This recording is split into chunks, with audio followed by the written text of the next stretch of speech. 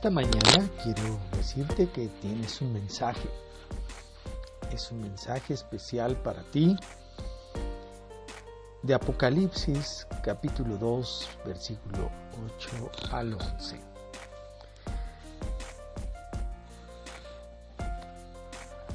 Escribe al ángel de la iglesia en Esmirna, el primero y el último, el que estuvo muerto y vivió, dice estas cosas.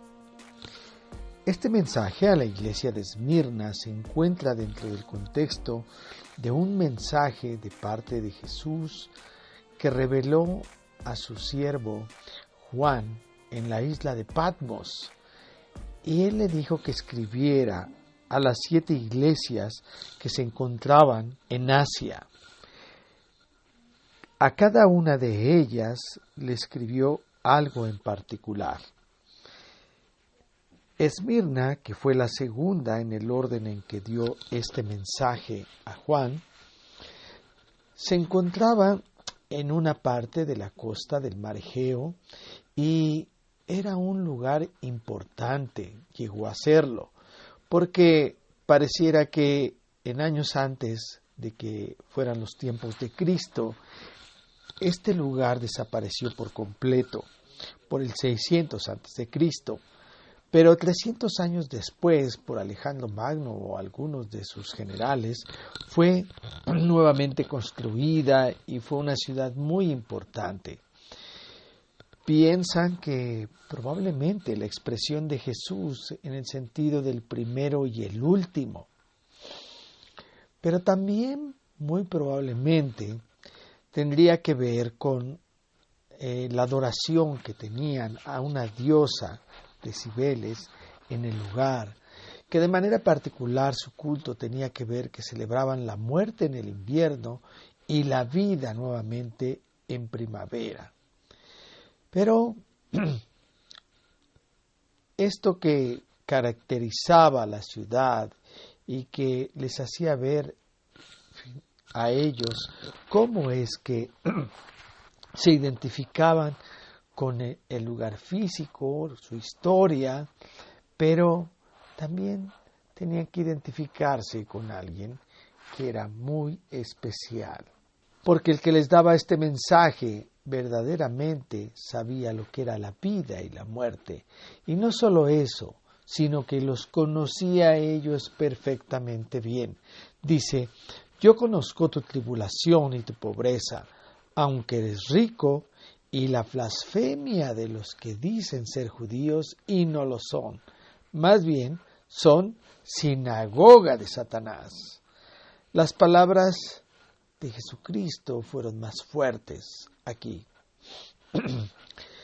Algo que caracterizaba el mensaje a las iglesias es que, en su gran mayoría, siempre el mensaje se componía de algo que ellos estaban haciendo mal, una advertencia. Pero este no era el caso de los que estaban en Esmirna, o al menos no de una manera generalizada, porque más bien reconoce que están en un momento difícil, una situación adversa, una situación que su economía se venía abajo. Y esta economía tenía que ver con los cristianos, con los que estaban y conformaban la iglesia en Esmirna. Sí, estaban sufriendo por diferentes circunstancias, pero una de ellas era la pobreza. Su economía no era buena. No obstante, les hace una observación. Aunque eres rico, ¿sí? Ellos deberían de pensar cómo es que eran ricos. Y seguramente por el mensaje que les decía de esperanza, ellos podrían fincar su riqueza en ello. Otra forma en la que ellos tenían tribulación era los adversarios. ¿Por qué los adversarios? Esmirna era conocida porque había una comunidad muy grande de judíos Y sabemos a lo largo de la historia en el Nuevo Testamento y con los primeros creyentes cómo sufrieron persecución, no solamente de aquellos que no eran judíos, sino también de los judíos mismos que no creían en Jesucristo como su Mesías, como su Salvador. Y debido a ello, ellos hostigaban mucho a los cristianos, inclusive aún a algunos judíos que ya se habían vuelto al cristianismo, también tendían a hacer sus prácticas que tenían ellos, sobre todo basados en el Antiguo Testamento, y la califica como una sinagoga de Satanás. Es importante el nombre de Satanás porque se menciona en más ocasiones en este mensaje. Y debemos de considerar quién es Satanás. Satanás, como su nombre lo dice, es un adversario. Y él es adversario de manera particular de Dios y de todos los que son de Dios. Él va a estar todo el tiempo tratando de ser hostil, tratando de menoscabar todo aquel o toda aquella comunidad que sigue a Cristo. No era esta la excepción. En esta iglesia, estos judíos atacaban a los cristianos. Los atacaban con sus palabras, con sus tradiciones, con lo que no observaban ellos. En todo tiempo eran molestos. ¿Por qué sufrimos los cristianos? Los cristianos sufrimos por dos factores principales. El primero de ellos es que sufrimos por nuestros errores o por el pecado. Muchas de las cosas en que a veces nos encontramos inmersos tienen que ver por lo que no hacemos bien, y podemos pensar en diferentes circunstancias. Por ejemplo, en la salud. Hoy día podemos ver que hay un alto índice de problemas con la obesidad. ¿Por qué sufren o por qué llegamos a sufrir con la obesidad? Pues porque no cuidamos nuestra alimentación, nos equivocamos al momento de alimentarnos, comemos cosas que no son buenas para nuestro organismo. Otra forma es que también nosotros, por querer llegar pronto a un resultado que queremos, tomamos ciertos atajos, ciertas cosas que nos hacen de alguna manera facilitar y el obtener lo que queremos.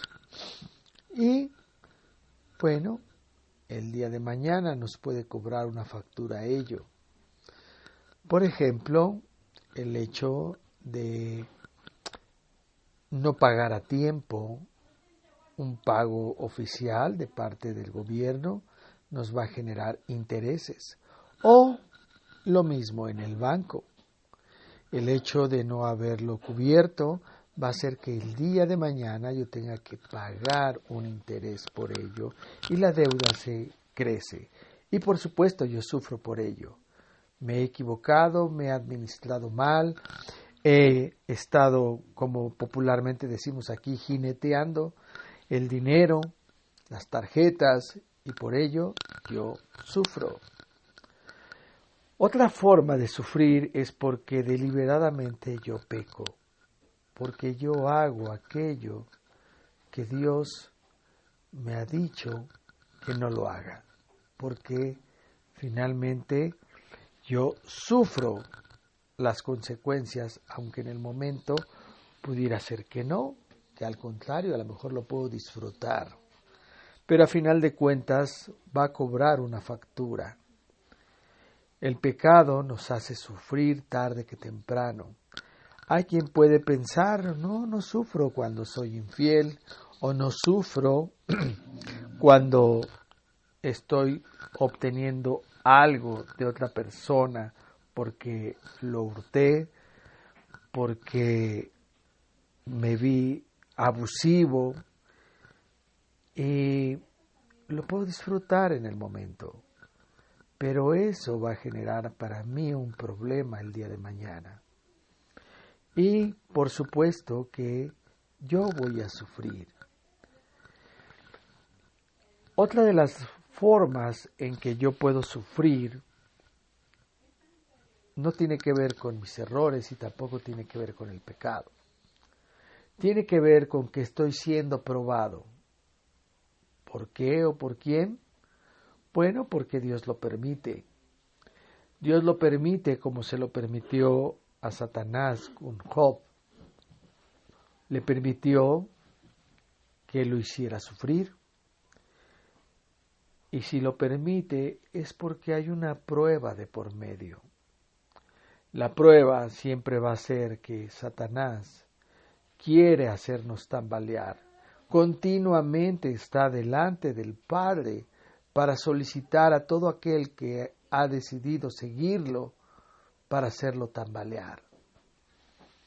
Y a veces Dios se lo permite, como en el caso de Pedro también. Jesús se lo dijo: hoy mismo te han pedido para zarandearte como a trigo. ¿Y hizo algo Pedro mal? No. Estaba siendo probado y sufrió. Lo mismo ocurrió con Job. No hizo nada malo, era un hombre justo. Sin embargo, sufrió.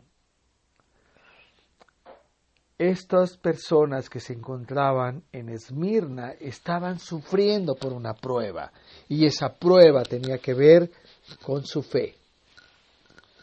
Ellos tenían que mostrar esa fe a pesar del sufrimiento.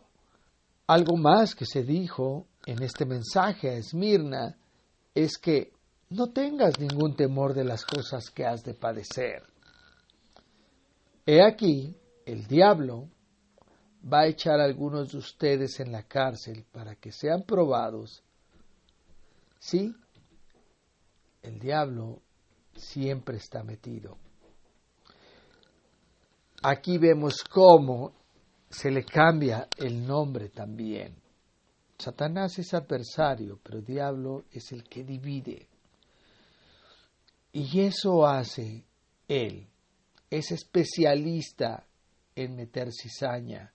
Es especialista en hacer dudar. Es especialista en levantar críticas. Es especialista en que se generen conflictos en la iglesia, en la familia. Es especialista de continuamente estar generando contienda. Así con ellos, algunos serían echados a la cárcel. Se ha querido especular acerca de 10 días, y estos son simbólicos, y tendrían que ver con 10 tiempos o todo eso, pero yo creo que finalmente el sentido es este: el tiempo de tribulación está contado.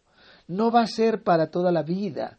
A veces cuando estamos inmersos en medio de la prueba o de las pruebas, porque a veces no es solo una, sino son varias, es la suma de varias, nos podemos estar preguntando: ¿hasta cuándo? ¿Hasta cuándo va a ocurrir todo esto? ¿Hasta cuándo voy a estar padeciendo? Bueno, el punto es que no va a ser por siempre. Está contado. No va a ser por más tiempo. Está contado.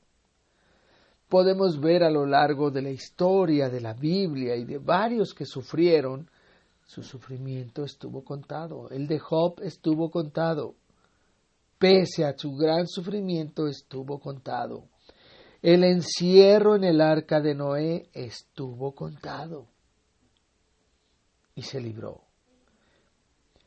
El tiempo en que Jesús mismo estuvo en el desierto estuvo contado. El tiempo que estuvo tentado también estuvo contado.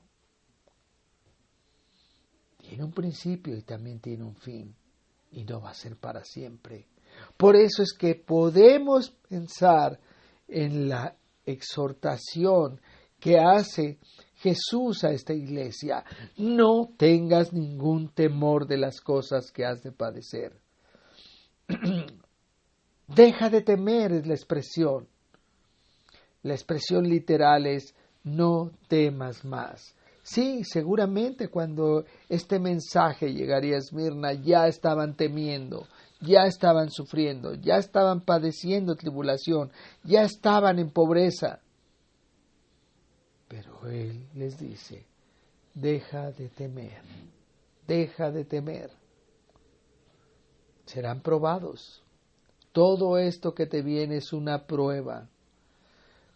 Cuando te hayas examinado y las cosas que te pasan no fueron por errores tuyos, no es porque estés en pecado, piensa entonces que es una prueba. Y en esa prueba, cuando sientes que Dios no está cerca, cuando sientes que no tienes un mensaje de parte de Dios, es como las pruebas en la escuela. Cuando hay una prueba, el maestro está en silencio y el alumno está haciendo su prueba. Así Dios guarda silencio mientras estamos en la prueba, pero no está separado ni lejos de nosotros.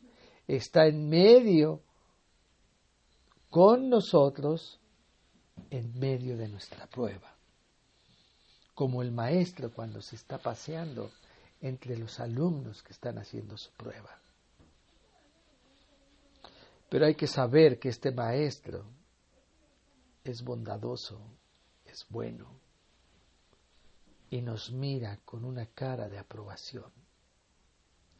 Así es que tenemos que echar todos nuestros nervios, todas nuestras ansiedades, todos nuestros temores a un lado, porque conocemos quién es el Maestro. Y la prueba, Él está apostando porque nosotros la pasaremos. Eso es una gran bendición, porque además, en medio de las pruebas, Dios nos hace una hermosa promesa.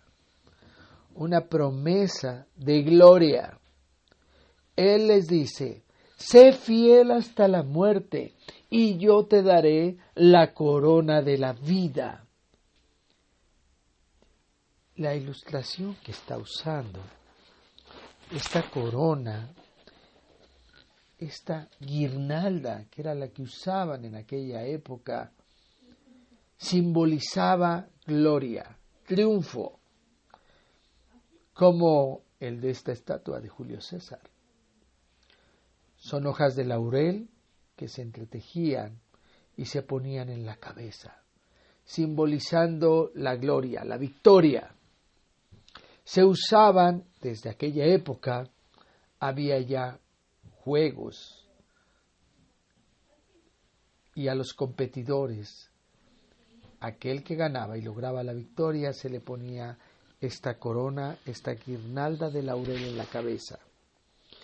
Y con ello estaban diciendo, Él ha triunfado, ha ganado, ha llegado al final de la competencia. Sé fiel hasta que acabe la prueba, sé fiel hasta la última consecuencia de la prueba, sé fiel inclusive si llegas a la muerte. Aquí en Esmirna se tiene registrado que existió un obispo, Policarpo, quien fue llevado a ser condenado por su fe y murió. Pero fue fiel hasta la muerte. Esta idea de la corona de la vida solo es mencionada en otra parte en la Biblia, que es en Santiago 1, que por mera similitud también a la comunidad a la que escribía Santiago estaba sufriendo persecución. Y entonces él empieza dándoles palabras de aliento y les dice: bienaventurado el hombre que persevera bajo la prueba, porque cuando haya sido probado recibirá la corona de vida que Dios ha prometido a los que lo aman. Esta corona de vida no tiene algo especial como diciendo, tendrá vida eterna o una vida especial, sino que se refiere a que en la forma que él enfrentó la vida ha obtenido un triunfo. Él ha triunfado en medio de la adversidad. Él ha triunfado en medio de la prueba. Esta es la idea. Esa es la promesa. Triunfar en medio de la prueba. Es lo que Dios nos espera. Él nos verá con ojos de satisfacción, de amor y de decir: sabía que lo harías. Por eso dejé que fueras probado. Dios sabía que iba a salir aprobado Job en medio de todas sus circunstancias, y por eso apostó por ello, y por eso Él permitió que fuera probado. Job tiene la corona de la vida. Así que nosotros, si estamos sufriendo, si estamos padeciendo, debemos ser fieles. Fieles porque es una prueba de fe. Una prueba en la cual podemos salir victoriosos. Es muy pertinente recordar esto en medio de estos tiempos. Muchos han perdido. Muchos pueden estar padeciendo ahorita en estos momentos. Algunos reducción de salario, otros perdieron negocio, otros perdieron familiares, otros enfermaron. Hay muchas circunstancias, hay mucha tribulación, pero la prueba todavía no termina, pero está contada. El mensaje termina diciendo: el que tiene oído, oiga lo que el Espíritu dice a las iglesias. El que venza jamás recibirá daño de la muerte segunda. El que tiene oído, oiga. No todos tienen oído. Tenemos orejas, pero a veces no oímos. Esa es la ironía de la vida. Pero si escuchamos con entendimiento, si escuchamos con el corazón, si escuchamos al Espíritu Santo que está dentro de nosotros,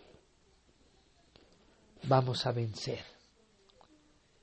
Vamos a vencer, porque si tenemos al Espíritu, estamos garantizados de que tendremos la vida eterna. Y si tenemos la vida eterna, no veremos la muerte segunda. Y si tenemos la vida es porque estamos inscritos en el libro de la vida que dice Apocalipsis más adelante.